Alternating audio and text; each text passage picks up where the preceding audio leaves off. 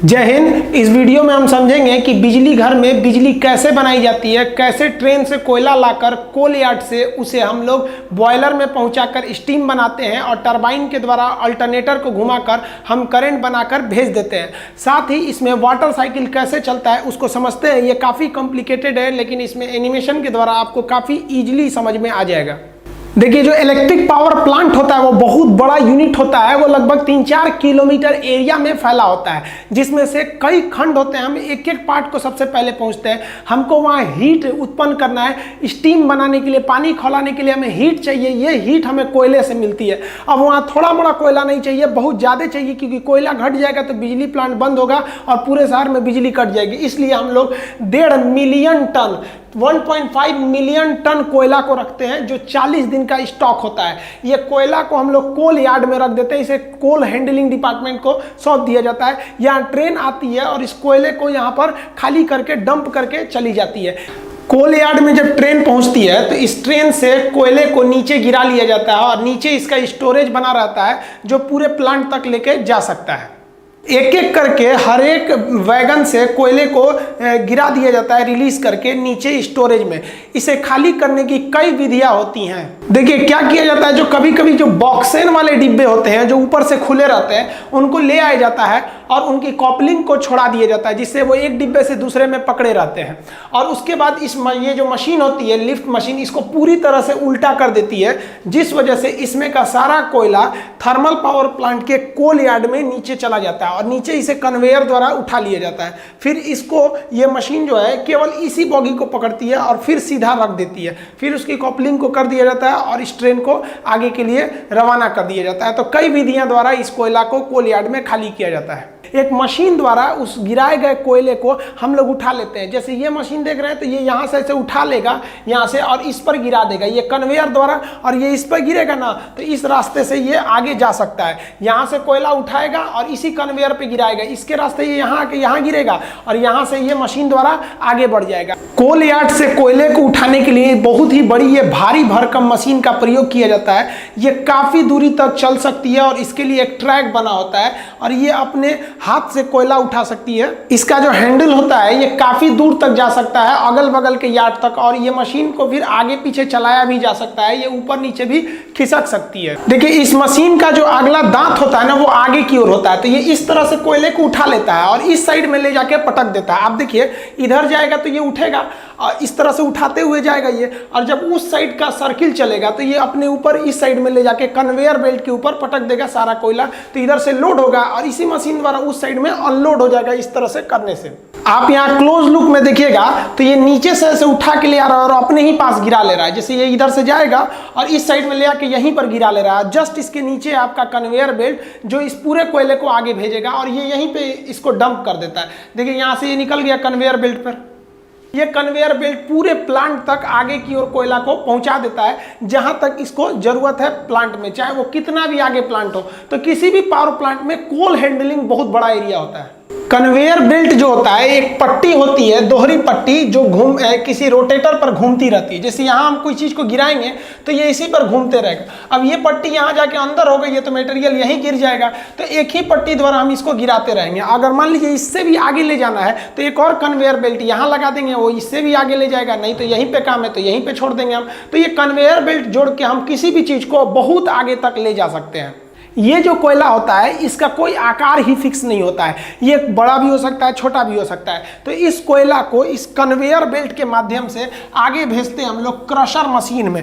Crusher machine क्या होता है, कोयले को छोटे छोटे टुकड़ों में तोड़ देता है, लेकिन इन टुकड़ों को हम अभी भी आगे जलने के लिए नहीं भेजते हैं। इसको इसके आगे फिर इस कन्वेयर बेल्ट द्वारा इसे हम पल्वराइज करने के लिए, मतलब पाउडर बनाने के लिए एक बाउल मिल में भेजते हैं। ये बाउल मिल में ये जो कोयला होता है एकदम पाउडर की तरह हो जाता है। जितना पतला पाउडर हम लोग लगाते हैं चेहरे पे ना, उस तरह से ये पाउडर को पीस के एकदम आटा बना देता है, ताकि पूरा कंप्लीट जल जाए। अंदर उसके जो ऐश यानी राख है वो बहुत ही कम बने। तो आप सोचिए, किसी भी पावर प्लांट का सबसे ज्यादा अगर कोई एरिया ऑक्युपाई करता है ना, तो 50% एरिया तो कोल यार्ड ही लेके चला जाता है। सोचिए, एक ट्रेन को ले आने का जगह बनाना रहता है पूरा स्टेशन की तरह। वहां ट्रेन आएगी, फिर उसको खाली करना है, फिर सोचिए 1.5 मिलियन टन कोयला को रखने के लिए जगह बनाना लगाना है, फिर उसके लिए कन्वेयर बनाना है। तो ज़्यादातर एरिया पावर प्लांट का, बिजली घर का, वो उसका अप्रोक्स 50% एरिया लेके चला जाता है आपका केवल कोल यार्ड हैंडलिंग डिपार्टमेंट। देखिए अब जो कोयला आता है वो पल्वराइज होता है, मतलब एकदम पाउडर की तरह होता है, और उसे कोयला को हम लोग बॉयलर मशीन में डालते हैं। बॉयलर एक ऐसी मशीन होती है जिसमें आग लगाया जाता है, बॉयल किया जाता है, किसी चीज को ऊपर रख नीचे फर्नेस यानी भट्टी में आग लगाकर ऊपर किसी चीज को बॉयल करना, उबालना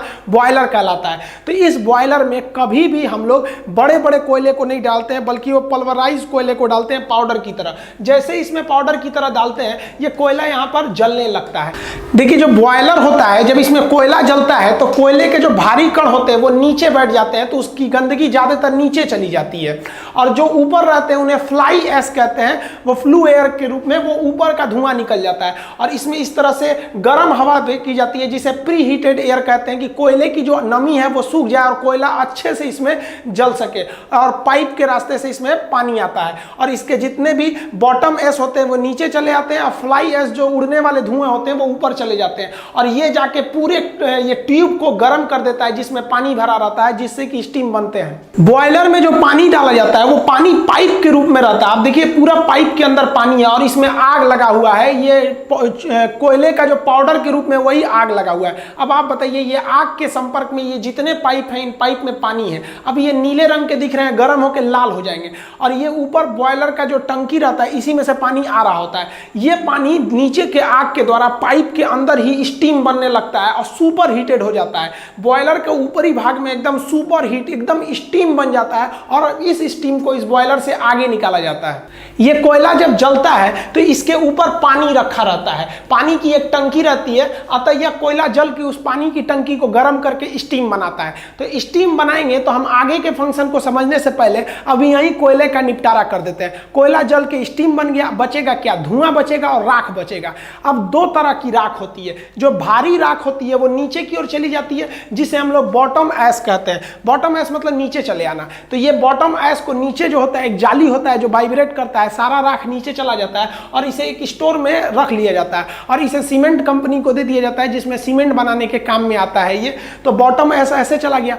लेकिन जो उड़ रहा था इसमें, अभी जो आगे उड़ रहा था ऊपर की ओर, उसे फ्लाई ऐश कहते हैं, उड़ता हुआ राख। ऐश मतलब राख होता है, तो फ्लाई ऐश मतलब उड़ता हुआ राख। अब आप बताइए, उड़ता हुआ राख को अगर इस चिमनी के माध्यम से ऊपर भेज देंगे तो पूरे हवा में ये कोयला भर जाएगा, सांस लेंगे तो फेफड़े पे चिपक जाएगा काला काला। तो हमको जरूरी है कि इस धुएं में से जितने भी हानिकारक चीजें उनको छान लिया जाए।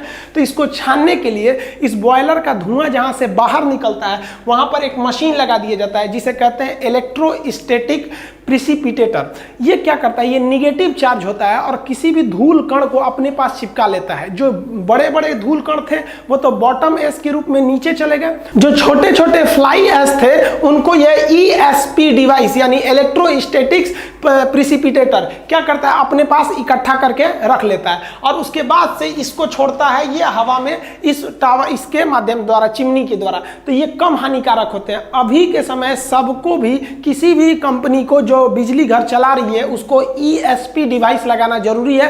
कहेगा कि ESP डिवाइस का काम क्या होता है? तो प्रदूषण को कम करना है। धुआं तो निकाल दिए, अब हम समझते हैं बॉयलर क्या है। तो देखिए यहाँ पर ये जो बॉयलर था इसका हम धुआं निकाल दिए। अब बॉयलर में क्या होता है? एक भट्टी होता है, फर्नेस, भट्टी मतलब फर्नेस होता है। तो इसके नीचे से तो चला गया आपका बॉटम ऐश, और ऊपर से धुआं निकाल दिया है। जो इसमें आग जल रही है उस गर्म हवा को हम लोग फ्लू गैसेस कहते हैं। ये फ्लू गैस क्या होती है? पानी को खौलाती है। अब आपको लगेगा यहाँ से यहाँ तक एक बड़ा सा टंकी रहता है। गलत बात है, ये टंकी नहीं रहता है, बल्कि इसमें छोटे छोटे पाइप रहते हैं और उस पाइप में पानी आया रहता है। अब ये पाइप जो होते हैं छोटे छोटे रहते हैं, पतले पतले, इसलिए पानी का एरिया कम रहता है, वो चारों ओर से गर्म हो जाते हैं। और एक पाइप दूसरे पाइप से टच में नहीं रहता है, ऐसे लटका रहता है, उसके चारों ओर आग रहती है, तो ये बहुत ही जल्दी गर्म हो जाता है। नीचे का एरिया गर्म होता है, ऊपर में तो एकदम ये सुपर हीट हो जाता है पानी। अब ये पानी आता कहाँ से? तो पानी नीचे के रास्ते से आता है, ऐसे चढ़ाया जाता है, इसको नीचे से पाइप से चढ़ाया जाता है, जानबूझ के इसको टच करके चढ़ाया जाता है ताकि ये जब जलने के लिए जाए, खोलने के लिए जाए तो उससे पहले ही ये यहाँ इसके संपर्क में आ जाए और यहाँ संपर्क में आने से पहले ही थोड़ा और गर्म हो जाए। तो पानी को मेन बॉयलर में जाने से पहले ही इस आग के संपर्क में लाकर थोड़ा सा गर्म करने से हमें इकोनॉमिकली थोड़ा ज़्यादा फायदा होता है। इसलिए यहाँ बने टंकी को हम इकोनोमाइजर के नाम से जानते हैं। ये किसी भी पानी को खोलने से पहले ही थोड़ा गर्म कर देता है। ये मानिए ना, आप एकदम ठंडा पानी को गर्म करेंगे, उससे अच्छा है कि आप थोड़ा सा गर्म पानी उसे और गर्म कर देंगे, तो ये थोड़ा सा पहले ही गर्म कर देता है इकोनोमाइजर। इकोनोमाइजर को अलग से हीट देने की जरूरत नहीं पड़ती है, ये फर्नेस जो भट्टी है इसी के हीट के संपर्क में आके पहले ही गर्म कर लेता है ताकि यहाँ पे गर्म हो जाए। और इसके एकदम टॉप वाले भाग में ये जो होता है एकदम खोल जाता है, जिसे सुपर हीट कहते हैं। आप ये देखेंगे ये बाहर से इसका शकल है, अब ये सुपर हीट हो गया, अब ये स्टीम बन गया है, स्टीम बन के नीचे लाया जाएगा, वो बहुत ही गर्म भाप बन गया है। अब ये स्टीम इस रास्ते से नीचे आएगा, देखिए यहाँ स्टीम के लिए पाइप दिख रहा है, अब ये स्टीम नीचे आएगा। स्टीम में कितना दम होता है सोचिए, कुकर का जो ऊपर का ढक्कन उठ जाता है, सीटी उठ जाता है, वो स्टीम के बदौलत। तो इतने छोटे से कुकर में, कुकर भी एक तरह से क्या है, बॉयल करता है, किसी भी पानी को गर्म करके बॉयल करता है, उबालता है। तो कुकर भी एक तरह का बॉयलर ही है, वो छोटा सा बॉयलर है।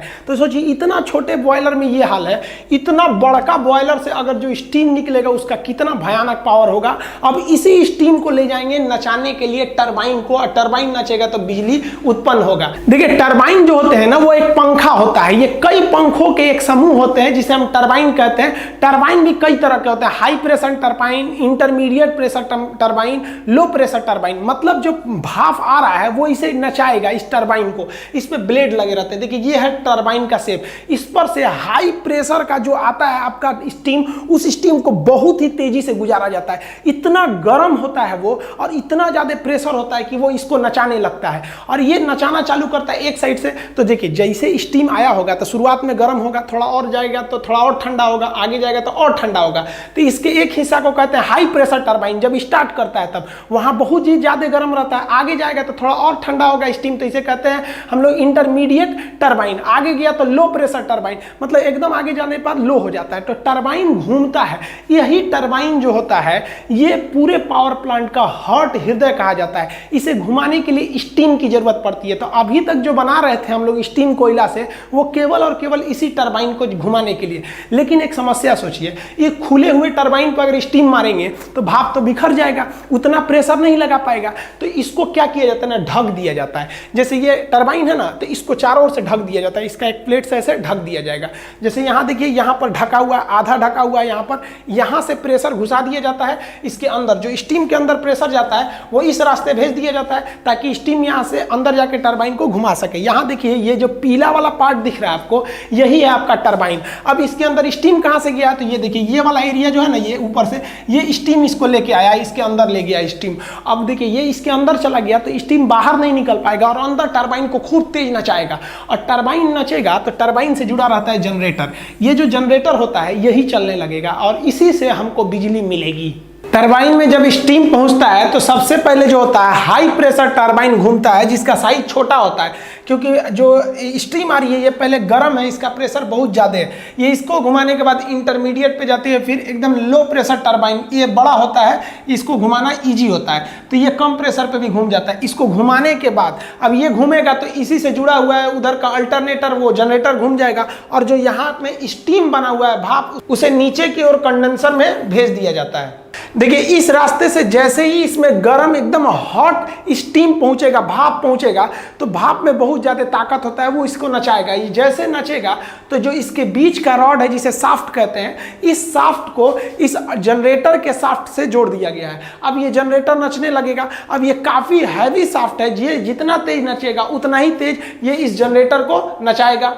आप कहेंगे जनरेटर से बिजली मिलता है, घर पे भी तो जनरेटर चलाते हैं, तो सेम चीज़ तो घर पे भी करते हैं। यहाँ कोयला जला के कर रहे हैं और घर पे आप डीजल जला के करते हैं, लेकिन उसका पावर कम होता है, इसका पावर बहुत ज़्यादा होता है। ये जनरेटर जो होता है ना आपके घर के बराबर होता है, इतना बड़ा जनरेटर होता है। तो नचाने के लिए ज़्यादा एनर्जी की जरूरत पड़ती है। आप समझते हैं इस जनरेटर के अंदर क्या सिस्टम होता है। देखिए ओरेस्टेड नामक एक वैज्ञानिक थे, इन्होंने कहा था कि जब बहुत ही तेज करंट जाता है, बहुत हाई वोल्टेज का करंट जाएगा तो उससे चुंबक पैदा हो जाएगा। आप देखे भी होंगे हाई वोल्टेज का जब करंट जाता है तो उसके अगल बगल में मैग्नेटिक फील्ड आता है, आपको खींच सकता है थोड़े दूर पर ही, उसे हम लोग वर्चुअल कंडक्टर भी कहते हैं, दूर से ही खींच लेता है। तो फैराडे नामक वैज्ञानिक ने दिमाग लगाया, कहा कि ससुरा जब इलेक्ट्रिसिटी से, करंट से चुंबक पैदा हो सकता है तो चुंबक से करंट क्यों नहीं पैदा हो सकता है। तो इन्होंने इसी सिद्धांत को घुमाकर कोशिश किया। इन्होंने कहा कि जब करंट जा रहा है तो चुंबक बन रहा है, तो एक काम करते हैं, हम चुंबक को ले जाते हैं, करंट बनेगा। तो ये क्या किए, एक तार को बीच में रख दिए यहाँ पर ऐसे, और इसके साइड में ना इसे चुंबक ले जा रहे थे। ये इसको ले जाने से ना इसमें बिजली बन ही नहीं रहा था। कहे कि चुराई तो उल्टा काम काहे नहीं कर रहा है। अब इनको दिमाग काम नहीं कर रहा था, ऐसे तार था, इसमें ऐसे चुंबक ले जा रहे थे, तो इनका काम ही नहीं कर रहा था। तो एक बार क्या किए इन लोग ना कि ये चुंबक को ना घुमा के, इसके अंदर जो चुंबक चारों ओर लगा के, और अंदर का जो तार था ना उस तार को राउंड नचाना चालू किए। जैसे ये कॉइल है ना, ये कुंडली, तो इसको ये राउंड नचाना चालू किए। राउंड नचाने से ना यहाँ पे बिजली मीटर लगा के, अमीटर लगा के नाप लिया गया कि भाई करंट पैदा हो गया। ये करंट कैसे पैदा हुआ, तो देखिए किसी भी चुंबक का ना एक चुंबकीय क्षेत्र होता है जिसे हम चुंबकीय बल रेखाएं कहते हैं। तो ये यहाँ तक चुंबकीय बल रेखाएं इसकी निकली हुई हैं, और इधर से भी जो चुंबक है इसकी भी चुंबकीय बल रेखाएं इधर निकली होंगी। तो ये सिद्धांत दिया गया कि जब दो चुंबकीय बल रेखाओं के बीच में कोई कंडक्टर या कोई कॉपर का वायर कॉइल उसको काटेगा तो इस कॉइल के अंदर खुद ब खुद बिजली पैदा हो जाएगी। अतः ये दोनों एक दूसरे के पूरक सिद्धांत हैं। इन्होंने कहा कि बिजली से चुंबक पैदा होगा, तो इन्होंने कहा कि भैया चुंबक से भी बिजली पैदा हो जाएगा। ये होता है अल्टरनेटर। ये जो अल्टरनेटर और डायनेमो, इसका एक अलग चैप्टर होता है, इसको हम उसमें समझाएंगे। अभी आप मोटा मोटी यही समझिए कि जहां दो चुंबक रख देंगे, उसके बीच में अगर आप किसी भी तार को इसे घुमाएंगे, अब बहुत हाई स्पीड में घुमाएंगे, तो वो जो चुंबक का ये जो बल रेखाएं थी वो बदल जाएंगी आपकी विद्युत में, और आपको तार पर बिजली की प्राप्ति हो जाएगी। तो जनरेटर के अंदर इसी को घुमाया जाता है। तो जितना जो टरबाइन लगाए थे, वो टरबाइन का जो शाफ्ट था वो इसी से जोड़ दिया जाता है, टरबाइन को इससे जोड़ दिया जाता है। अब जो स्टीम आ रहा है वो नचाएगा टरबाइन को, टरबाइन नचाएगा इस कॉइल को, अब कॉइल क्या करेगा, इसके चुंबकीय क्षेत्र को इसके चुंबकीय क्षेत्र के बीच में घूमेगा, तो उनके चुंबकीय क्षेत्र को काटेगा, इसमें बिजली उत्पन्न हो जाएगी, और यहाँ से आप वायर के रास्ते से, ट्रांसमिशन लाइन से भेज सकते हैं आप बिजली को।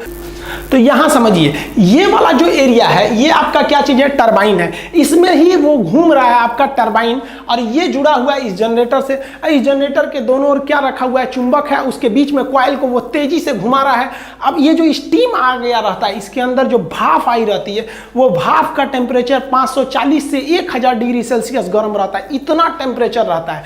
और वो भाप इतना ज्यादा दबाव बजाती है कि टरबाइन के एक ब्लेड पर 250 केजी का प्रेशर लगाती है। इतना भयानक, सोचिए 250 केजी का मतलब 4 आदमी के बराबर। एक पंखा पर अगर 4 आदमी के बराबर इसे मारा जाए लोड, ऐसे कितना तेज घूमेगा। तो इतना तेज प्रेशर से वो टरबाइन नचता है। अब ये टरबाइन आगे जुड़ गया रहता है इस जनरेटर से, जनरेटर को ही, जनरेटर के अंदर के भाग को हम लोग अल्टरनेटर कहते हैं। जैसे ये देखिए टरबाइन है, ये अंदर अंदर जुड़ा हुआ है इस वाले जनरेटर के हिस्सा से, ये अल्टरनेटर हो गया यहाँ पर। अब ये अल्टरनेटर जो होता है घूमता है 3000 आरपीएम, यानी राउंड पर मिनट, 1 मिनट में 3000 बार घूम जाता है, जिससे कि चुंबकीय फ्लक्स कटने लगते हैं और बिजली बनने लगता है। जैसे देखिए ये है आपका टरबाइन, इस टरबाइन में स्टीम आया होगा और वो स्टीम घुमाया होगा। ये है शाफ्ट, शाफ्ट उसको कहते हैं जिस पर कोई भी चीज घूम रही होती है।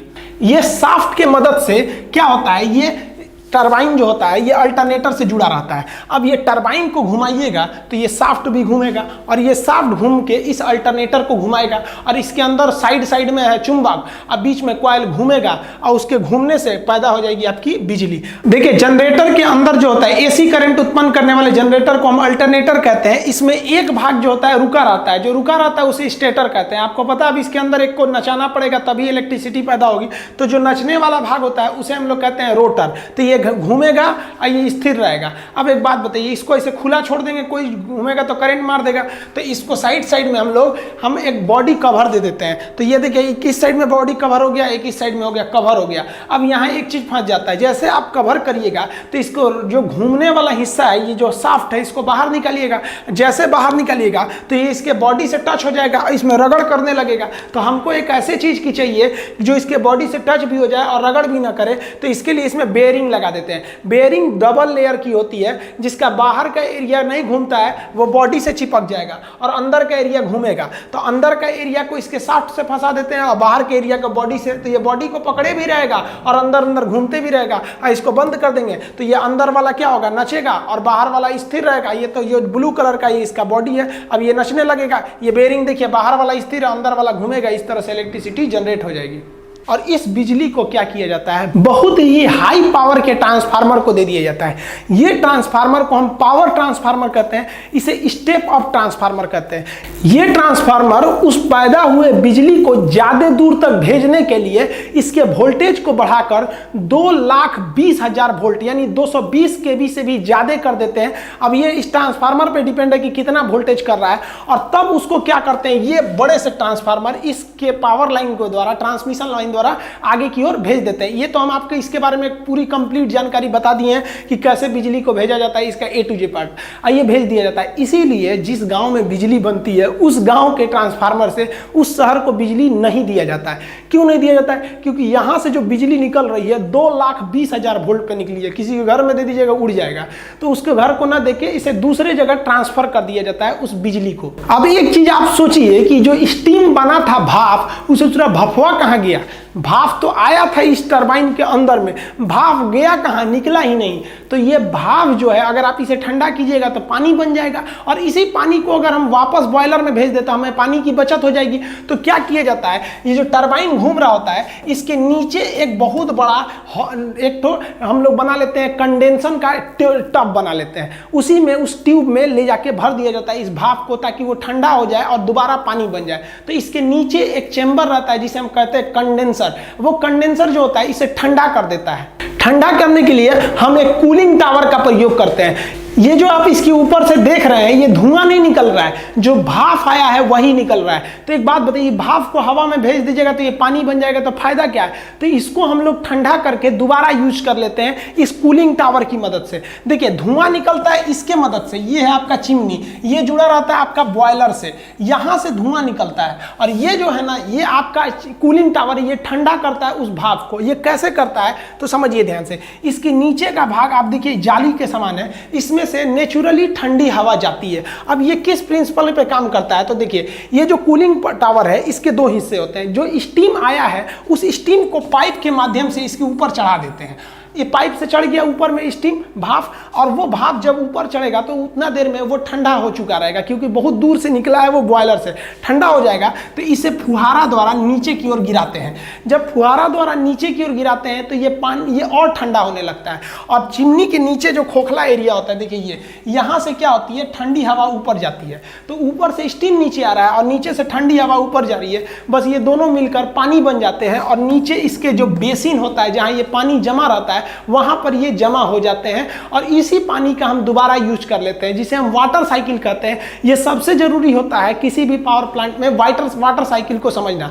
तो ये जो कूलिंग टावर है इसमें हम लोग स्टीम को नीचे से नहीं भेजते हैं, जो टरबाइन से बचा हुआ स्टीम नीचे गया था उसे मोटर की मदद से खींच के हम लोग इस कूलिंग टावर से बीच से गिराते हैं। ये खोखला होता है, और ये जब नीचे आता है तो एयर के संपर्क में आके पानी बन जाता है और ये बेसिन में जमा हो जाता है। लेकिन 100% पानी नहीं बन पाता है, वही जो थोड़ा बहुत पानी नहीं बन पाया रहता है वो भाप बन के बाहर निकल जाता है। ये 0% प्रदूषण करता है, ये तो पानी है एक तरह से, बन जाएगा पानी में। वाटर साइकिल सबसे जरूरी होता है। देखिए जब भी बिजली घर को लगाया जाता है तो उसे कोयले की बहुत ज्यादा जरूरत है, इसलिए उसमें ट्रेन का एक यार्ड बना देते हैं, और पानी की तो निरंतर जरूरत है, क्योंकि स्टीम के बिना आखिर टरबाइन नचाएंगे कैसे, तो इतना पानी लाएंगे कैसे। तो उसके लिए हम उसको नदी के पास सेट कर देते हैं, किसी भी रिवर के पास हम लोग क्या करते हैं उसे सेट कर देते हैं। लेकिन नदी का पानी इतना तो साफ रहता नहीं है, और नदी के पानी का लेवल हमेशा एक जैसा नहीं रहता है, कभी वो लेवल घट जाएगा कभी बढ़ जाएगा। तो इस नदी के पानी से हम मोटर की मदद से एक अपना तालाब बना लेते हैं, जिस तालाब को हम लोग रिजर्वायर या जलाशय कहते हैं। तो जिस किसी भी पावर प्लांट का अपना एक तालाब होता है,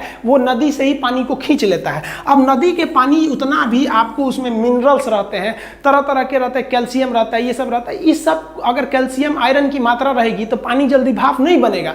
तो क्या किया जाता है, उस पानी को हम डीमिनरलाइज कहते हैं। तो डीमिनरलाइज करने वाले प्लांट को हम डीएम प्लांट कहते हैं। तो ये रिजर्वायर से हम इसको डीमिनरलाइज करके उसमें केवल H2O छोड़ते हैं उस पानी में, और ये पानी को हम क्या करते हैं, यहाँ से भेज देते हैं हम लोग ये कूलिंग टावर के नीचे बेसिन में।